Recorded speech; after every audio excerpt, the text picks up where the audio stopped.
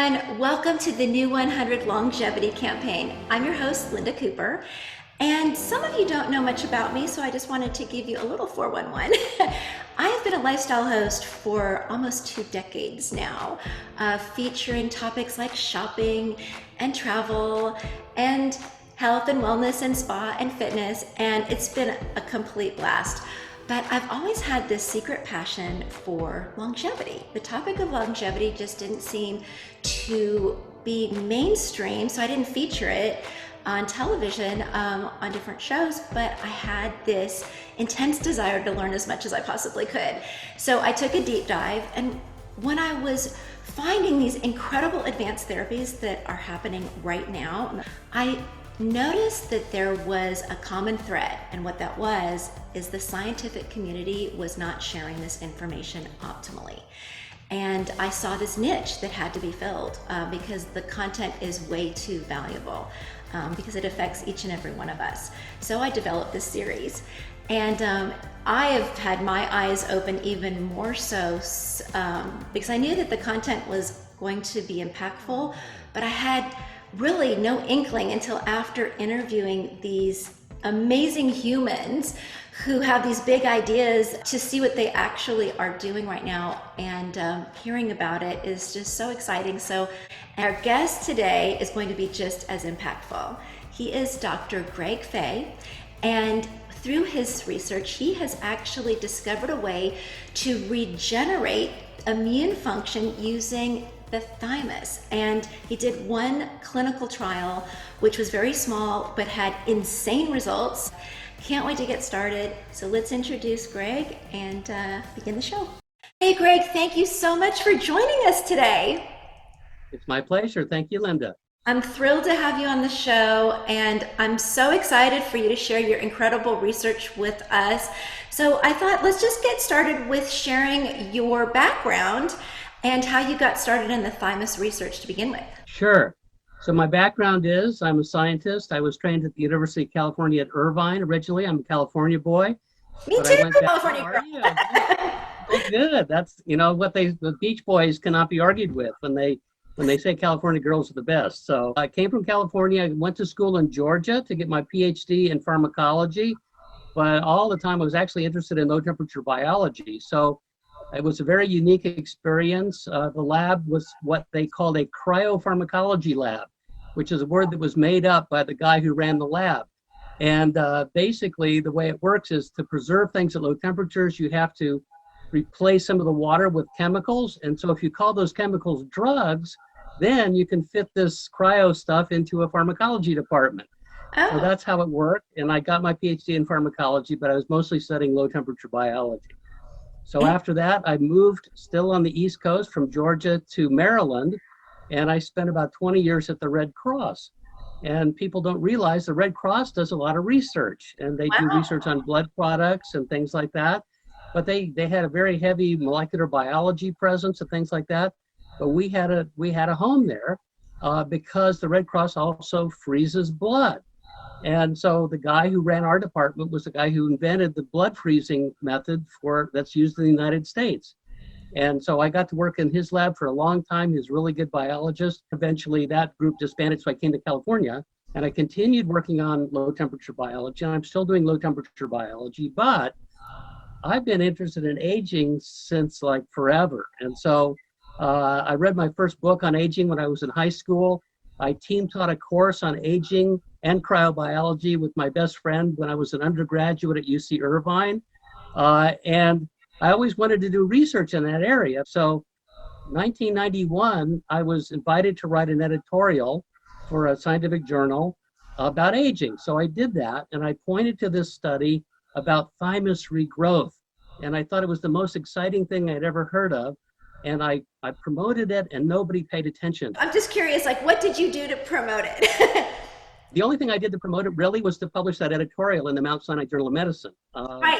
So that's why we don't read those things. Well, that's right. Nobody read it. Right, exactly. I didn't promote it to the general public, but I promoted it to the scientific and medical community. because those are the people that actually do the studies that try to translate this to people, right? Right, I get it. And that is actually the big disconnect where the scientific community wasn't sharing with the average person. And so we have been in the dark, but guess what? I think that has a lot to do why the funding for your advanced therapies has been so difficult to receive, because if we don't have the knowledge to say, hey, we want this, then that public opinion is a big catalyst for change. And so I think science in general has just had a really bad rap with the mainstream. And I think that once we all team up with science for the long haul, it's going to be like insane. But it's just, we got to get there. So let's go ahead and let me ask you, because I know you're the founder of Intervene Immune, and I want you to share with us, when did that begin and research that you're doing with that right now? So we started Intervene Immune around the year 2014 or so. And we founded the company to take advantage of this opportunity that exists out there to restore the immune system in old people. It's been known since 1986 that you can do this in rats, but nobody paid much attention to it. And we thought that was a crying shame. And since nobody did anything, we just had to do it. The whole thing came out of an experiment I did on myself in 1996. And that I actually published it because I was able to achieve scientifically provable thymus regeneration just on myself. And when we did TRIIM, we found the same thing. We could prove thymus regrowth in individuals, even at single time points like I did on myself, because you can look at several cuts through the thymus, with your scanning technique, and look at how much good thymic tissue is there before and after. Yeah. And the results are so strong, you don't need very many cross sections through the thymus to prove that you've done something. So we started the company to do this clinical trial, which we did at Stanford University, to see if we could regrow the human immune system. Okay, so this is all done with the thymus. So tell us why the thymus is so important, and that's not the thyroid, or is it? Of course, the thymus and the thyroid sound similar, but they're very different in their function. The thyroid has to do with how energetic you feel, how much energy you have. It's an energy metabolism hormone. Your thymus is for your immune system. So the thymus is a gland. It's located under your breastbone, near your heart and your chest cavity. And about the time you go through puberty, it starts to die. And that's a big problem because it makes the immune cells that you need to stay alive. So you're fine for many, many years because those immune cells last for a long time. But eventually you run out of them. And if you're not making any more, then you start to die. And I think this is a big reason why people die as they get older. Oh, and wow. So the idea that we could actually reverse this process was very exciting to us. And since nobody else seemed to care about this, well, I can't quite say that, care about it. And there's actually been a lot of research surrounding it, but very few people have actually had the guts to try to do anything to real people, to see if we could do this in normal people that don't have cancer, that don't have HIV, that don't have any other kind of disease like that, just normal older people, to see if we could reverse immune system aging. How did you choose your test subjects? And they were all men, correct? Yes, we got our guys, all of our trial subjects were men. We got them by word of mouth, essentially. I gave a lecture in the San Francisco area. People who came to that talk was a girl who was a graduate student studying immunology at Stanford. And we talked to her later, and she invited us to do the trial at Stanford. Like her, other people in the audience were really interested in what we were doing. And so we had a lot of people volunteer to become subjects in our trial. So why no women that were chosen for this study? Right. Well, we just didn't have women volunteer. That's really the main reason. But there was a secondary reason, which is at the time we did not feel that we knew enough about how women would respond to this treatment. Most studies on growth hormone have not really focused on women. And so we didn't feel that we knew enough. And this is very pioneering stuff. So we wanted to ground the trial where we knew the data the most. And now in our expanded trial, though, we're going to include women. And we've spent a lot of time researching the female response to all of this. And we think we know how to do the trial now. So we don't want the women to be left out. I love women. We want them to have a good outcome. So we're going to include women this next time. Okay, so I have to ask because I actually have a thyroid disorder. It's called Hashimoto's thyroiditis. And I only developed that maybe like 5, 6 years ago. And um, I know that, and also my husband is also, so I know that as you get older, your thyroid gland also. So are they related in that respect? They may well be related. So we don't exactly know. And each individual case is different, but here's where they might relate to each other. So the thymus has two main functions in life. One, it produces cells that kill things that want to kill you, like tumors, like bacteria, like viruses, all those nasty things, okay? But it has to do something else too, because so think of the thymus as like a finishing school, right? And you Okay. have students going into the thymus from the bone marrow, and they're converted into these new cells called T cells. And the T cells, they get their diploma and they go out into the world to defend you, but their education is not complete unless they're able to do more than just defend you. And that is that a lot of them would not know the difference between a bacterium and you. And Yeah. they might decide to attack you. And so part of the finishing school is to eliminate all the T cells, all these thymic cells that actually would cause you to attack yourself. And as we get older, both of those functions of the thymus become less good. So your ability to make T cells to go out and kill those nasties is less, and Yeah. your ability to prevent those T cells from killing yourself is also less. So you tend to get these autoimmune disorders, and Hmm. Hashimoto's is an autoimmune attack on your thyroid. Yes. So it may be that this is why you didn't have the disease when you were younger, because your thymus had no trouble distinguishing your thyroid from a bacterium, Yeah. but now it's having more trouble with that. How do you know if your thymus gland is working properly or not? Is there a way to test that? Right. It's not that easy, but you can order tests that will tell you how your T cells are doing. So T cells, those cells that are made by the thymus, and are called T cells for that reason, they come in a couple different flavors. There's CD4 cells and there's CD8 cells. And there's a lot of other ones that your local blood testing place will never test, although we do. But you can look at your T cells and find out if there's enough of them.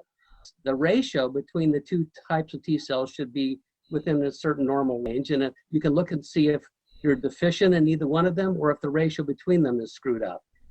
So that's possible, but even that doesn't tell you the full story, unfortunately, because Okay. it's not just how many T cells you have, it's how good those T cells are. And those T cells have to be able to recognize things that want to kill you. And what happens is that their ability to recognize things goes down with aging, even though the numbers don't change that much. So believe me, if you are on a poor diet, your T cell numbers may be depleted. But on top of that, you may have trouble with the competence of the T cells. And we like to measure that as well, but it's harder for you to get that done at your local doctor's office blood draw Yeah. place. Right. Okay, so a lot of what you're saying right now about the T cells was shared in a little bit different fashion, but it was pretty much shared by the episode before, the guest, Dr. Jason Williams with the Williams Cancer Institute. And he has a book called The Immunotherapy Revolution. And it's also Wonderful. about the immune system, which is very much in correlation with what you're doing, but you're doing it in a totally different fashion. So tell us what you are doing with the thymus to make it regenerate. Right. So the thymus needs to have a certain environment. The thymus is in your body, and the environment in your young body is different than the environment in your old body, right? So in your young body, you have raging hormones of all kinds, but also growth hormone and DHEA and other things. And those things all go down with aging. The sex hormones kind of stay more or less okay for a long time, but growth hormone levels go way down, and DHEA goes way down. DHEA is just a abbreviation for a hormone that's made by your adrenal gland that we think works in combination with growth hormone to make sure that what growth hormone does is more positive and doesn't have side effects. And so what we're doing, and both of those things we think are important to regrow the thymus. So it's been known for a long time that growth hormone can regrow the thymus in animals. But growth hormone also has a side effect. It raises your insulin levels, and insulin levels are bad. High insulin levels are bad. But we think that DHEA prevents that raise in insulin.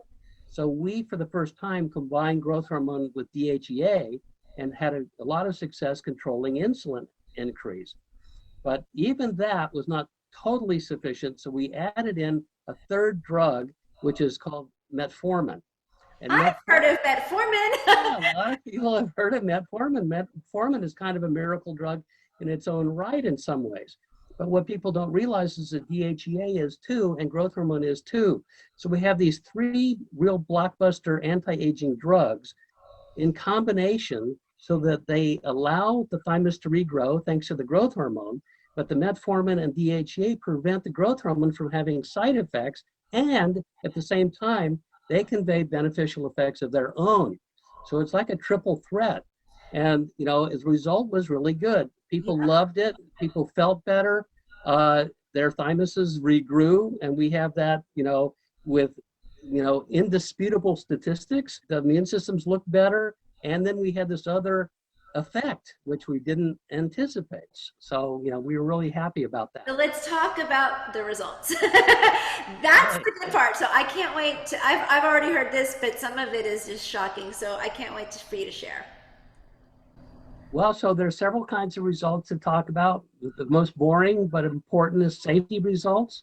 So we were afraid that if you stimulate your immune system, you might have a overactive inflammatory response, because as we get older, we tend to get inflamed, and inflammation is an immune property. So people worried, well, wait a minute, if you do this, you're going to get more inflamed. No, our guys got less inflamed. Our main inflammatory marker went down with treatment, which is very reassuring and gratifying. Another thing is the cancer risk. You know, people worried that IGF-1, which is made by growth hormone, might stimulate cancer cells. So we found out that at least in 3 different ways, cancer risk actually went down in our trial, not up. That's incredible. Very excited about that. So those are good things. And then the other things were the immune system endpoint. So we found that cells that need to be made by the thymus started getting made again, and cells that are going up uncontrollably that should not go up go back down again. Like so what? cells, well, like PD-1 positive cells, which prevent your immune system from attacking cancer, that goes up with age and went down with our treatment. Oh, wow. And monocytes, which cause your NAD levels to go down, they went down. Normally they go up with age. We drove them back down again. We think that may be why we got the last result, which is a reversal of epigenetic aging, which has never been seen before in any animal, let alone in human beings. So I would just like to interject right now that I was wanting to say this in the intro, but I wasn't 100% sure. But now you've just confirmed it. You are the first scientist to actually reverse aging in humans, and it's been proven, correct? Yeah, that seems to be the case. Yes, that seems to be the case.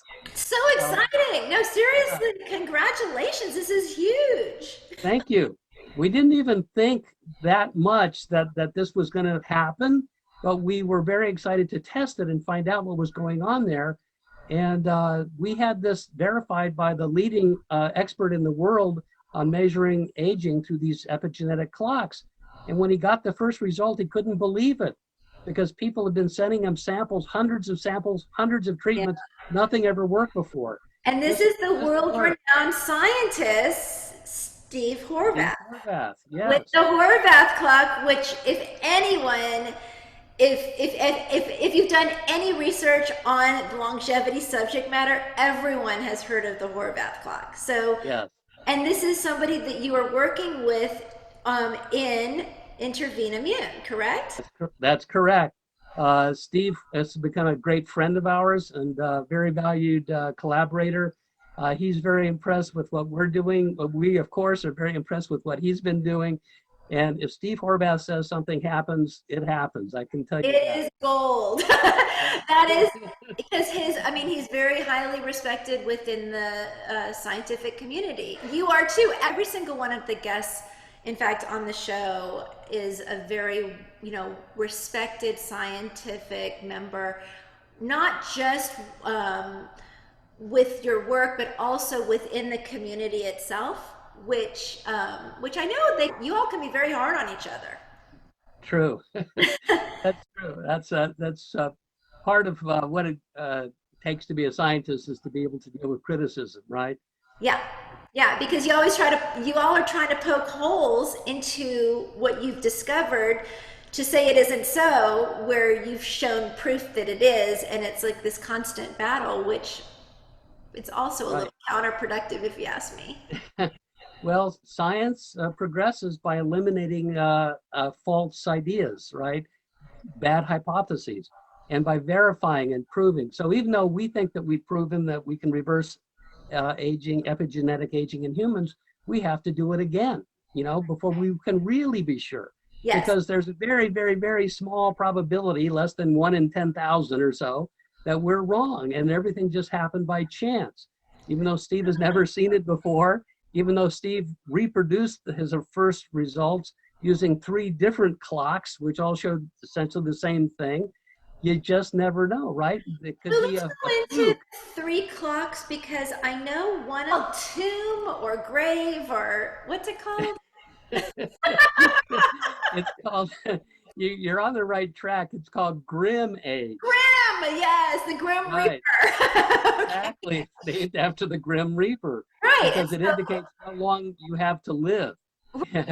So let's talk about, there's several different methods using the Horvath clock, different clocks that he has within the main clock.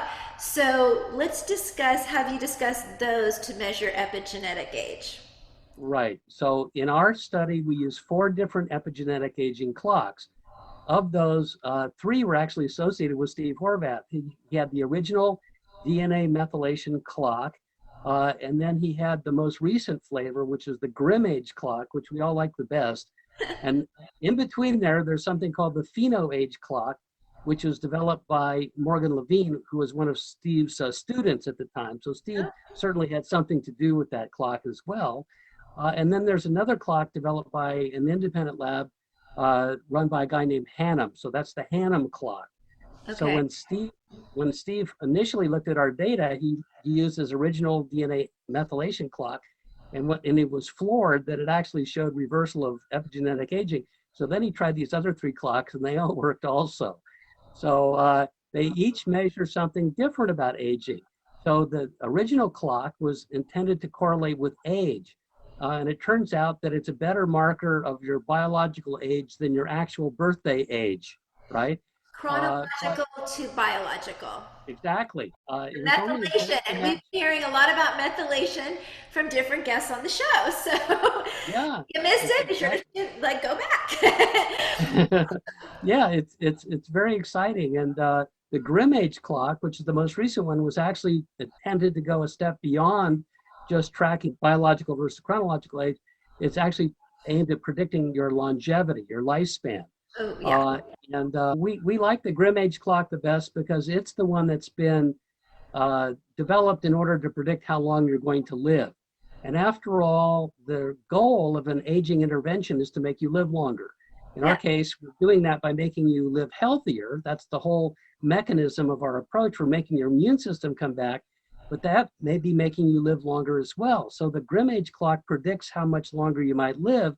And according to that clock, people who took our treatment might live another 2.2 years longer than they otherwise would have. And we measured them 6 months after we stopped treating them, and they were still going to live an extra 2.2 years.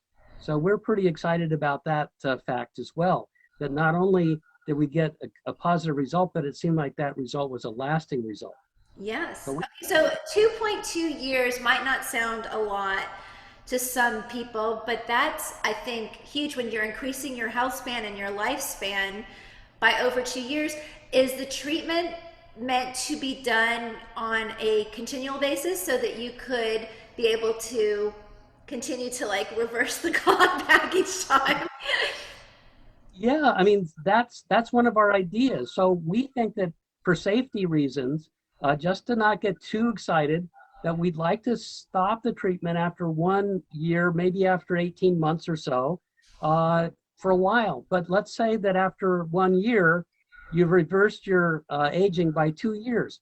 So what if we treat you again 2 years later? Yeah. Then we bring you back to the age you were at the beginning of the first trial. And we just do that over and over again.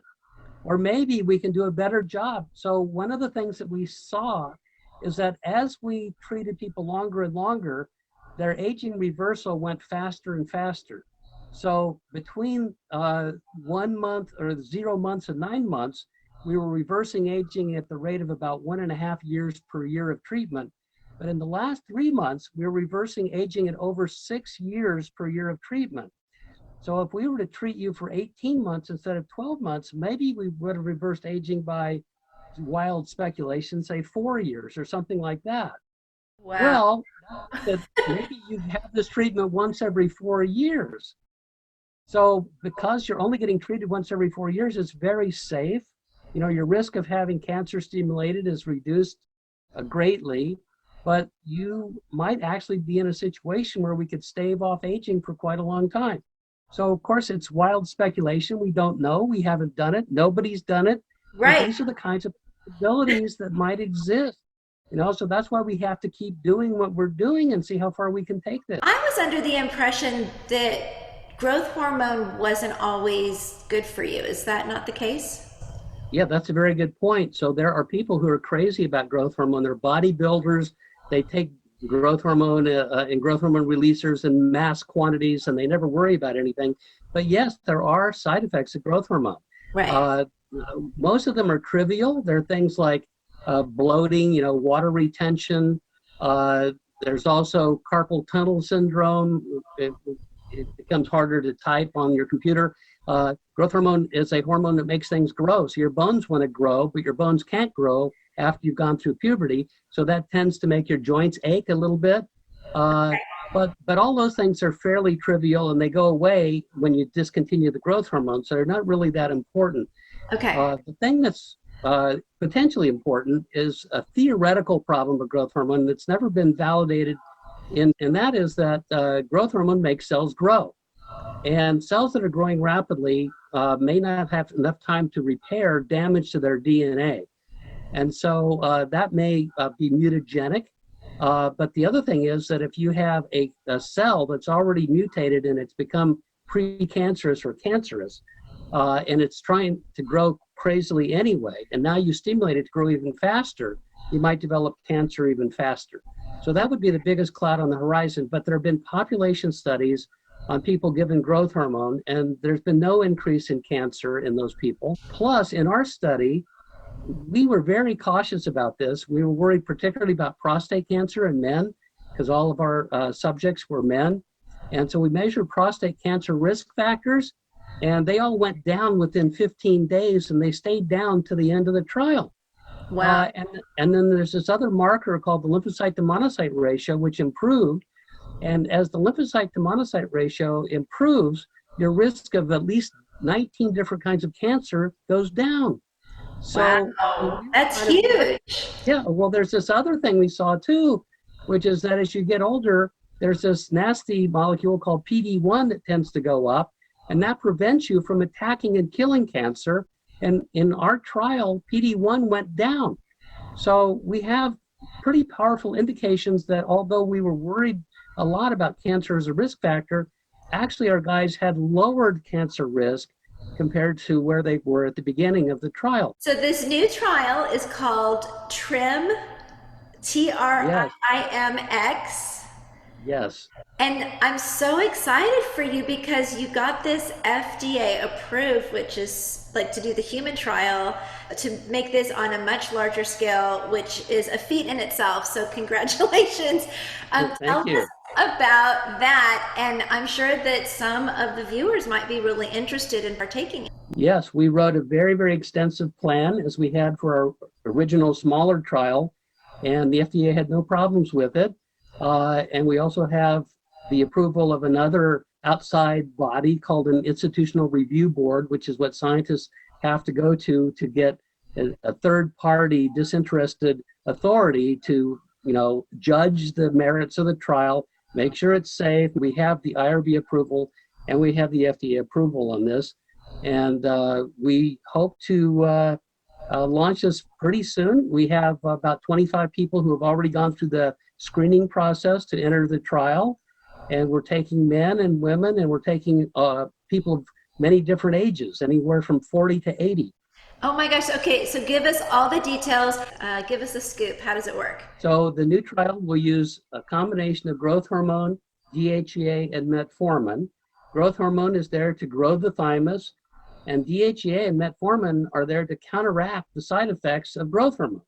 Oh, wow. And in particular, growth hormone causes insulin levels to go up. Insulin levels go up if you have diabetes. We don't want anybody to get diabetes, right? There's where the metformin comes in. That's right, exactly. So metformin is an anti-diabetic drug. Yes. What most people don't realize. But let me just share this because a lot of viewers don't know this.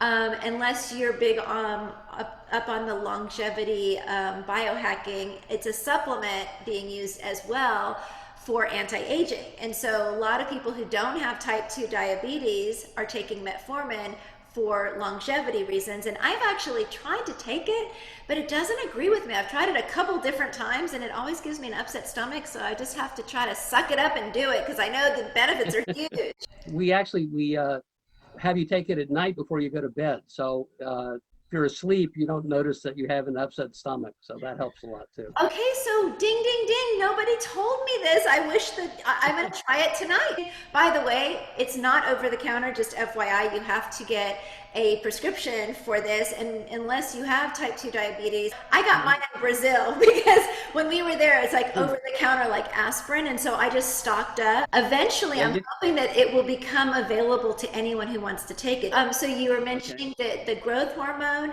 is in your elixir with the metformin, and what is DHEA? I've heard of it, but I don't know what it is. DHEA is called dehydroepiandrosterone. I'm sure that makes it much clearer to you, right? No, I mean, everybody knows what that is, right? So we call it DHEA. It's a steroid hormone made in your adrenal glands, and it can be converted into testosterone and estrogen and other things. It probably has other functions that have yet to be fully understood and appreciated. For example, it may have weight loss functions. It may be one of the reasons that people tend to be skinnier when they're young, and fatter when they're old, because their DHEA levels go way down. And DHEA, according to at least one study, uncouples your mitochondria, which means that instead of taking all of that food calories and storing it as fat, you just convert it into heat and blow it off. And it turns out that if you're a rat or a mouse and your mitochondria are uncoupled, you live longer. And if they're not, you don't. So an uncoupling factor like DHEA seems like a good thing to have around. So there may be a lot of different things that DHEA is good for, and there have been correlations between DHEA levels or DHEA stability in older people and their well-being on a number of different measures. So DHEA is a very sort of understudied and tends to be neglected hormone, but it's not for everyone. So women convert DHEA into sex hormones much more than men do. So males can take a lot more DHEA than women can. So women should not take more than roughly 50 milligrams of DHEA every day. Who are you looking for to make the best test subjects? Like, what are the precursors to be able to be in the trial? Well, we have to have people that don't have elevated cancer risk because we still have caution about cancer, and we don't want to get into any trouble. We cannot, unfortunately, accept people who have type 2 diabetes because the FDA would not allow us to do that. Okay. Although we wanted to entertain that possibility, but we agree that type 2 diabetics already have a problem with insulin, and we're already trying to deal with that as it is. Right. You cannot have unstable medical conditions that might cause you to die halfway through the trial. Another thing that might be a little surprising is that we don't really want people in the trial who are on a severely calorie-restricted diet. Because although calorie-restricted diets are great in many ways, they oppose the action of growth hormone. They cause growth hormone resistance, and we need growth hormone to be effective in order to regrow your thymus. So how many calories a day is considered to be restricted? Because I always Well, what I call starvation mode anyway, which is sometimes like 1,200 calories. Even like I know 1,000 and less is really bad, so I try not to go there. But I know that that's when I'm most effective. I think you're probably okay, Linda. I've seen people on CR, calorie restriction, and they tend to be very gaunt. Okay, so you're you're telling most me I look fat? you look wonderful. So I wouldn't. All right, so but calorie restricted diets, what would you say a calorie restricted diet, like under 1,000 calories a day? It's hard for me to draw the line, but people who are on calorie restriction are doing it deliberately. They do things like not eat anything for 4 days in a row. Oh, and that's like beyond. Okay. I think unless you're really going out of your way to starve yourself, you're probably in good shape. Then okay, so tell us how are the drugs administered and all of those details. So the way the drugs are administered is that growth hormone is an injectable item. Fortunately, we're using a form of growth hormone that comes with a device called a pen, P-E-N. It looks like a gigantic pen. It has a cartridge in it, and it has like an EpiPen. Like an EpiPen? Yeah, exactly. Okay. And so it has a very, very, very fine needle. And the guys in our trial had absolutely no trouble injecting themselves with this growth hormone because the needle is so forgiving. And some of them actually were joking that they enjoyed injecting themselves with it. They look forward to it. So, okay, well, I guess it's not that bad then, but how many injections per day? Like, how does it work? You only inject essentially once a day, but it's not even that much. It's 4 times a week. And it's right before you go to bed, because when you go to bed normally, your body releases growth hormone when you're young, at least. And so we want to simulate what happens in the natural state. You know, we want you to have a physiology that's more like a young physiology. Interesting. Okay, so and this is going to be injected over how many months? Over 12 months. Okay. And then how are you going to be monitoring the result? We will ask you to go to your local Quest laboratory, and we have an arrangement with them. They will draw your blood and analyze it and send us the results. And we look at those results, we run it through a computer program, and the computer program, with human supervision, of course, will recommend your next dose adjustment, because every time that we look at your blood, it's to find out how well you're doing. And if we see opportunity to improve the way you're doing, we will take advantage of that by changing your doses of these 3 things. And then we'll do it again. And so periodically, we'll continue to optimize your treatment for you. You know, everybody's different. Believe me, we had 9 guys in our trial, and every one of those guys was quite different from all of the other guys. Right. But the beauty of the trial was, despite all that individuality, everybody had good results. So, you know, we were really happy about that. Where do you see this coming to market? Okay, so let's assume that TRIIM-X, your next clinical trial that's FDA approved, everything is actually beyond the first results. Okay, so it's like it goes above and beyond. So that's with 100+ people.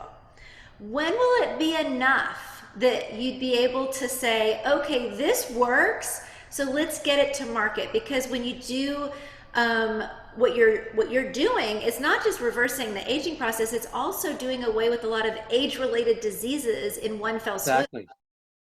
Yeah, exactly. When can this happen?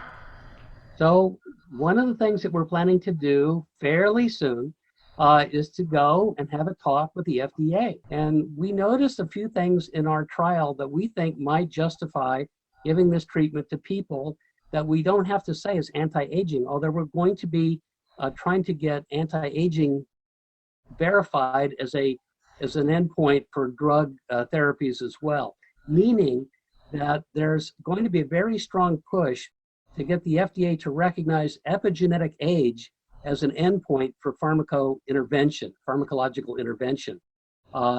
And that's because epigenetic age has been associated with so many different kinds of diseases. So if you reverse epigenetic age, you should reduce frailty. You should reduce susceptibility to all kinds of problems.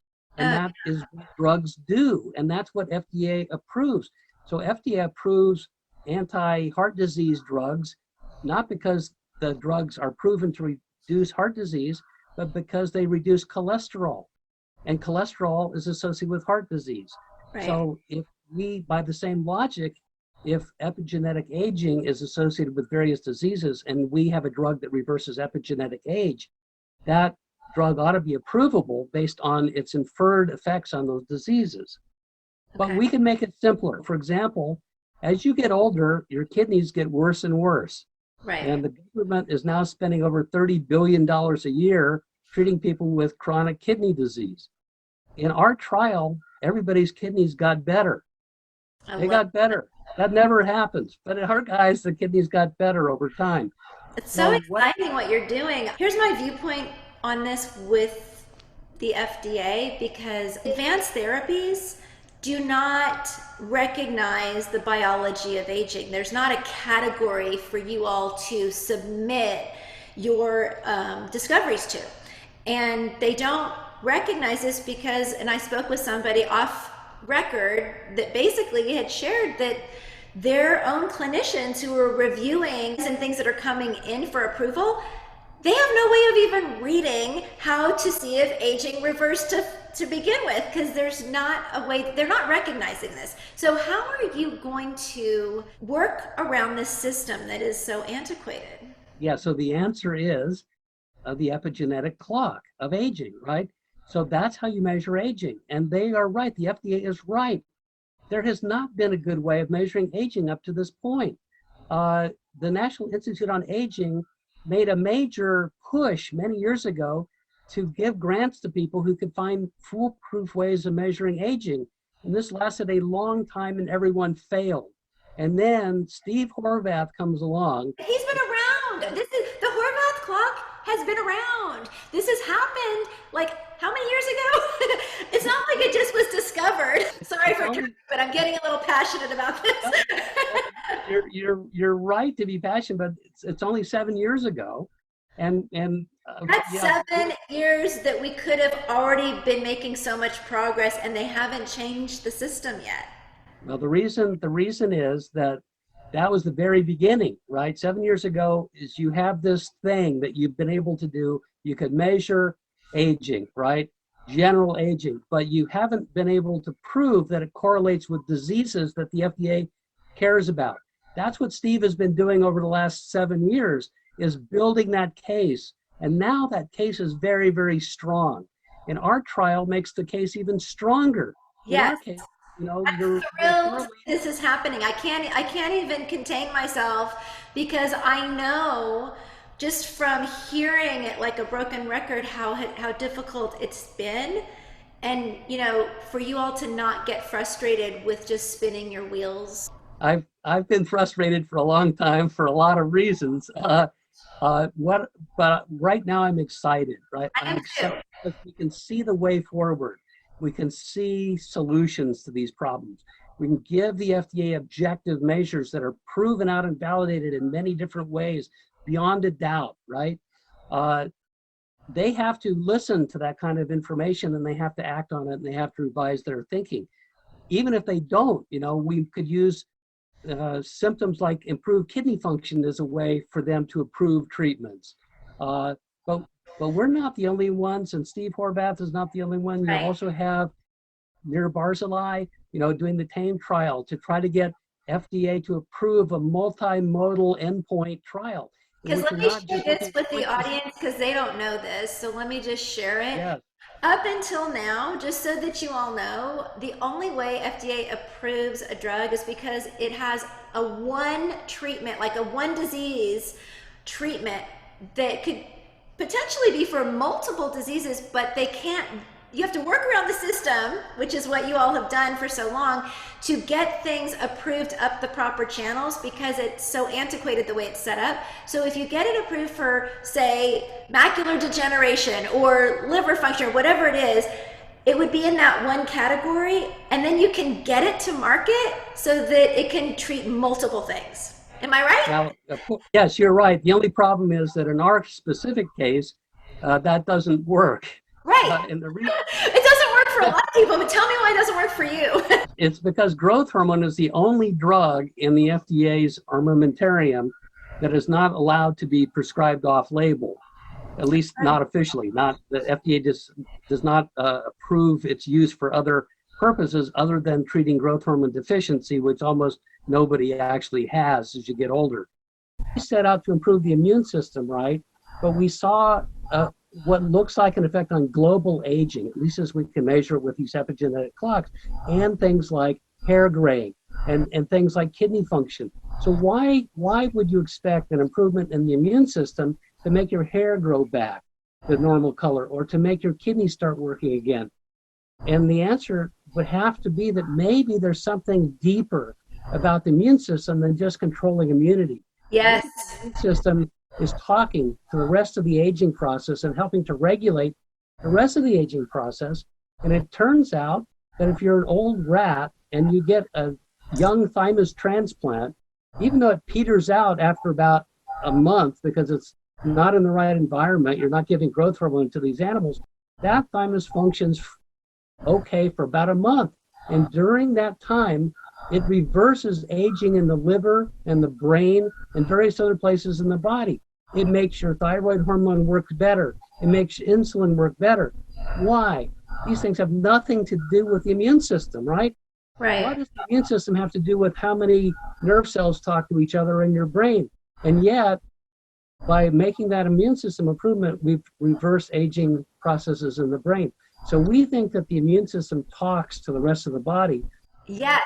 All of these factors, if your immune system is functioning properly, then the rest of your body follows suit, making everything work like a well-oiled machine, which actually, if you think about it, what is the big thing that seems to be a common thread with all of the guests that I've had on, even Dr. Sandra Kaufman with the Kaufman protocol, it's all about how boosting the immune system through supplementation.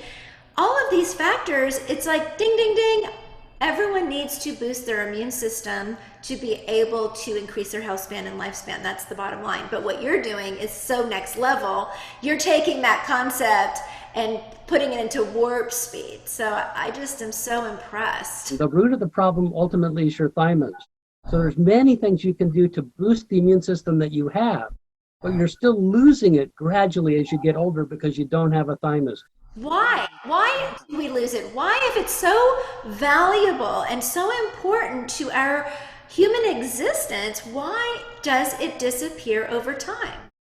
So that's a great question, and there's different schools of thought on that, and there's no agreed upon answer to that. But I can tell you one thing that appeals to me, that may not have any reality to it, but it appeals to me. Consider the salmon. And it swims up streams. It leaps up waterfalls. It doesn't go down waterfalls. It leaps up waterfalls. And it fights its way all the way up to the headwaters where it was born. And then it spawns. And then it commits suicide. It dies. Right? I featured this on my travel show in Alaska. Yes. And I actually saw all of the dead salmon. I learned how to fly fish on that show on camera. And all of the dead fish, all of the dead salmon were there, and it was so sad, and it was like the cycle of life for them. Yes. It turns out if you take those salmon and you cut out their adrenal gland, they don't die. At least not, you can double their lifespan. You can increase their lifespan a lot. So they died, not because they were worn out by the trip or anything. They died because they're programmed to die. And their programmed death coincides with reproduction. And you'll see this over and over in different themes in all of the animal species, that aging tends to begin when reproduction begins. And it may be an accident. It may be that you can explain this away as some kind of trade-off, energy balance, which I don't buy at all, because there are some animals that if they reproduce, they actually live longer. So there's no necessary link between death and reproduction. But if you think about it, if you're an animal and you're living in a finite world and there's a finite amount of food around and you're reproducing and everything, and you survive, then eventually your kind may eat up all the food that is required for your species to survive. I think that maybe aging is much more interesting than just wear and tear, or things wearing out, things being beyond our biological control. I think that aging actually is under biochemical control, and that if we can understand it a little bit better, we'll be able to do a lot more about it than we've already been able to do, which is a lot already. Right. No, I take my hat off to you. I think all of this, what you're saying, makes complete sense to me, and I'm just so excited. I want to be in this trial, so I am definitely going to be signing up. I'll put on the back end of the roll credits how to do so for all of the viewers. With the results that you've already seen with the first trial, I think a lot of biohackers are going to be really interested in doing this with you. And I'm just thrilled with the progress that you've already made. So congratulations again. And thank you for sharing everything with us today. It's just been incredible having you on. So thank you so much. Thanks for your interest, Linda. Take care. I look forward to signing you up. Okay, great. And that's it for today, everybody. Thank you so much for joining us on the new 100 Longevity Campaign. I hope that today's episode and all of the show episodes will inspire a longevity mindset in all of you. So thanks so much, and see you next time. Bye. I'm not backing down, 'cause the future is now. Not backing down, 'cause the future is now.